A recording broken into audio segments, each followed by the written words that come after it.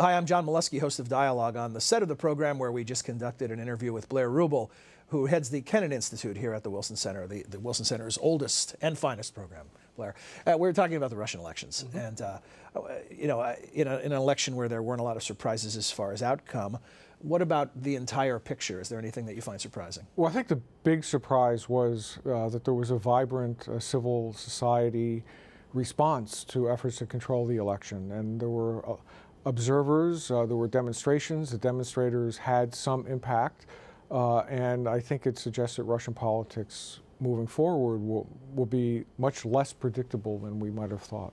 The charges of abuses, whether it be ballot box stuffing or multiple voting or whatever the case might be, how serious were the transgressions? Well, I think in terms of other Russian elections, this was probably on the clean side.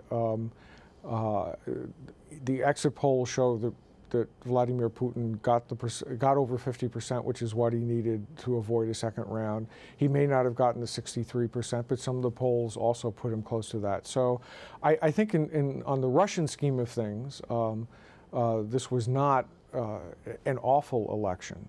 The problem really is what happened before the election, and why weren't there more formidable candidates, and why wasn't there more open discussion of the issues. What do we know about overall turnout?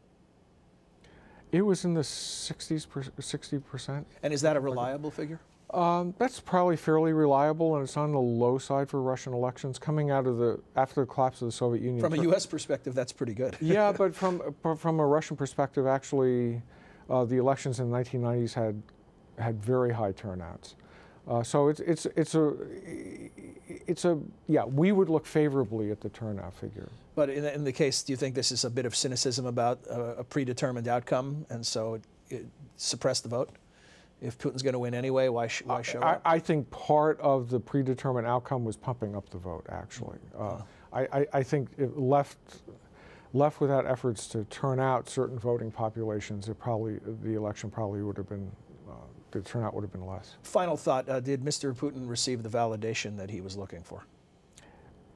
He seems to think that he did, but clearly he's lost legitimacy among a very key element of Russian society, which is the urban middle-class elite that runs the state bureaucracy, runs businesses, runs intellectual life. And he probably has lost his standing among those groups. Nothing is forever, but for a very long time. Thanks, Blair.